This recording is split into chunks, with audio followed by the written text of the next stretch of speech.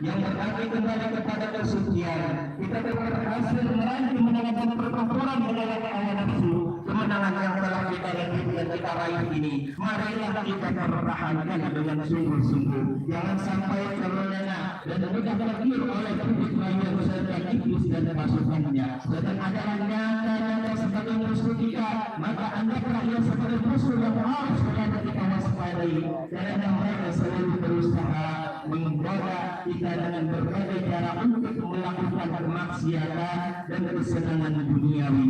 Agar kemenangan yang kita raih ini kita lepaskan begitu saja dengan menuruti ajakan hawa nafsu yang menjadi bala tentara setan dan iblisnya.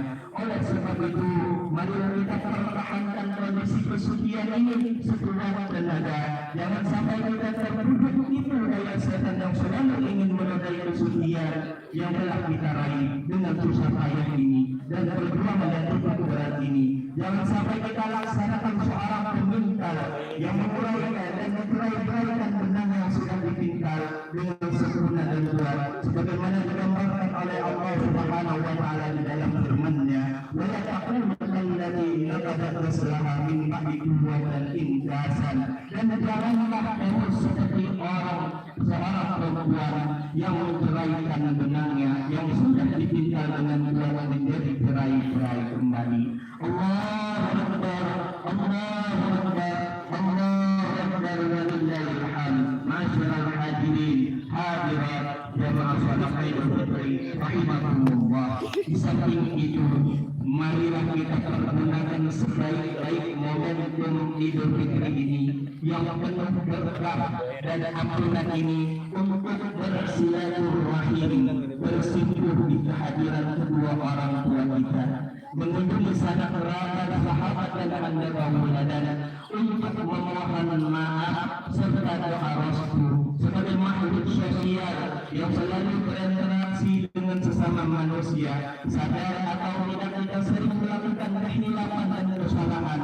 Dalam kesempatan hari raya Idul Fitri inilah saatnya kita saling memaafkan untuk menghapus semua noda dan dosa yang pernah kita perbuat terhadap sesama. Nabi Muhammad sallallahu alaihi wasallam bersabda, "La taqatalu wa la tadabaru wa la tabaghadu wa la tahassadu wa kunu ibadan wa ikhwanan wa la yahidalu muslimin an yahdura a'afaw salat." Janganlah kamu memutuskan hubungan persaudaraan. Janganlah saling bertolak belakang. Jangan saling emosi. Jangan saling dengki, dan jadilah kamu hamba Allah yang bersaudara. Tidak halal bagi seorang muslim tidak menyapa karena bermusuhan saudara selama di atas 3 hari. Allahu Akbar, Allahu Akbar, Allahu Akbar, walillahil hamd.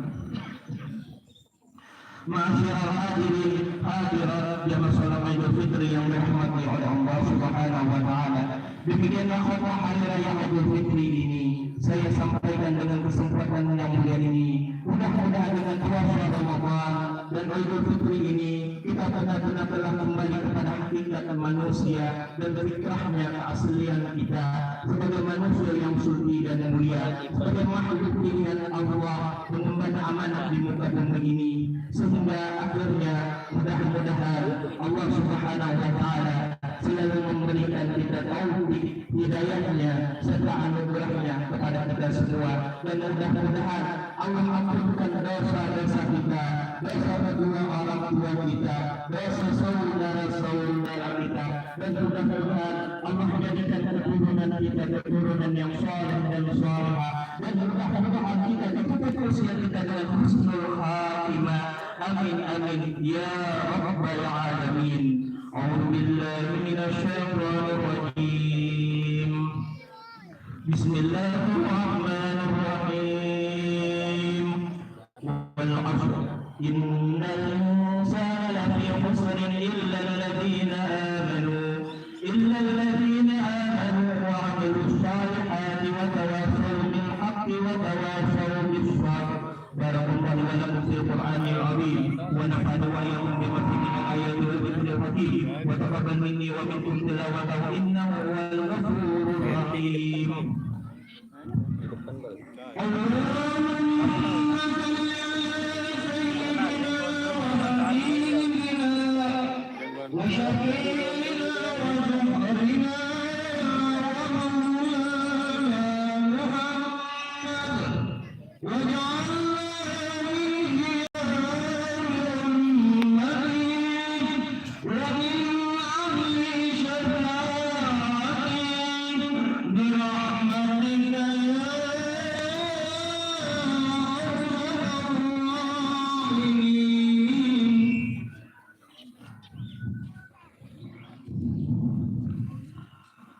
الله أكبر الله أكبر الله أكبر الله أكبر الله أكبر الله أكبر الله أكبر الله أكبر الله أكبر الله أكبر كبيرا والحمد لله كثيرا وسبحان الله بكرة وأصيلا لا إله إلا الله الله أكبر الله أكبر ولله الحمد الحمد لله الحمد لله معين الصابرين بأمير نصري وميسر شد الحميد شكري وموافق المحتر بقيام بأمري أحمده على ما أنعم وأسلم لأمره بما أقام وأكرم أشهد أن لا إله إلا الله وحده لا شريك له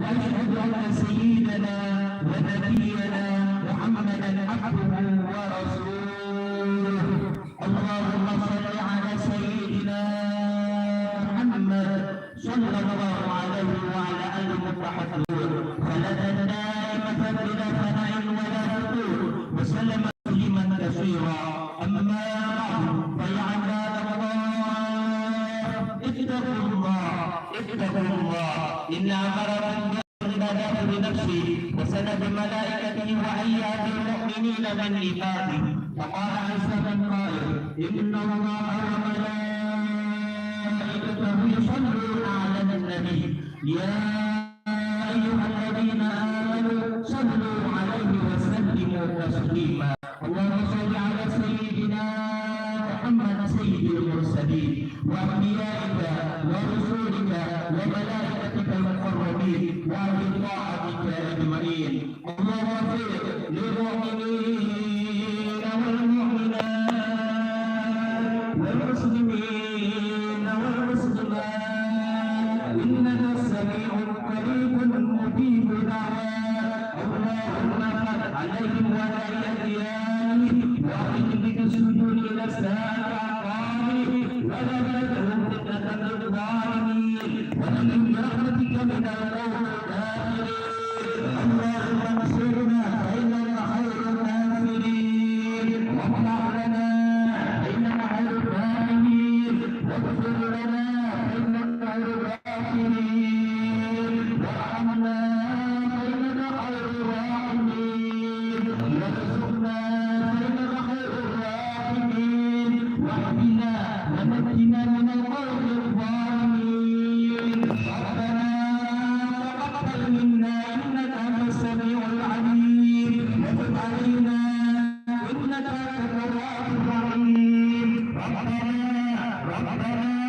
ربنا آتنا في الدنيا حسنة وفي الآخرة حسنة وقنا عذاب النار الحمد لله رب العالمين